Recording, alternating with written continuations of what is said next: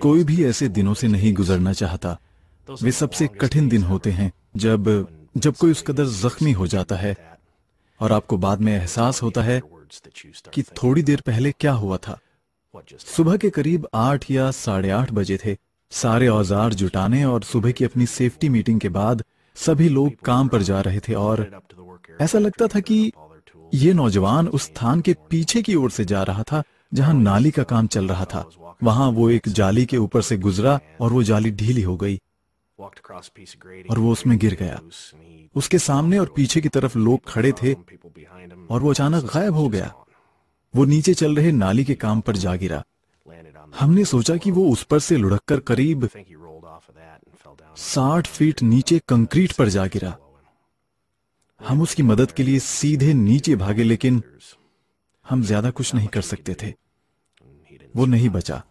कुछ देर के लिए वो जिंदा रहा, लेकिन वो शायद उसके लिए और भी बुरा था। सबसे मुश्किल हिस्सा, उस समय उसके पिता वहां खड़े थे। वो इसी पावर प्लांट में काम करते थे।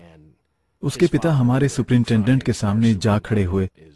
तुमने मेरे लड़के के साथ क्या किया?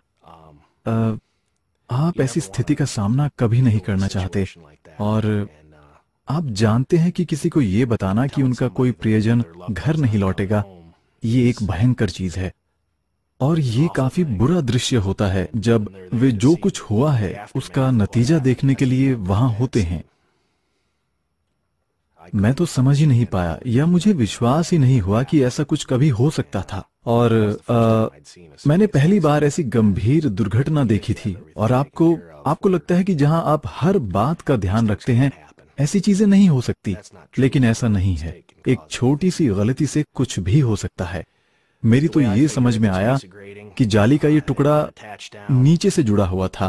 पहले उसी कारीगर ने उसे जोड़ा था जिसे नीचे लगाना था। साथ में आए एक अन्य ग्रुप को कोई काम करना था जिसके कारण जाली को हटाने की जरूरत थी। उन्होंने जाली हटाई।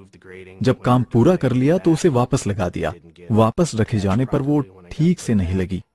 आप अपने साथ ऐसा कभी नहीं चाहते। मैं जानता हूं, मैं तो नहीं चाहता कि आपको कोई चीज दिखे और आप उस पर ध्यान न दें और फिर बाद में कुछ हो जाए। उस समय आपको सबसे खराब महसूस होगा।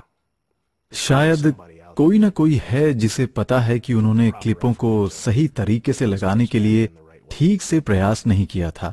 ये उसी की जिम्मेदारी है या जो भी था। लेकिन वे कोई ऐसे छोटे बच्चे नहीं हैं जिनके बाप अब नहीं हैं।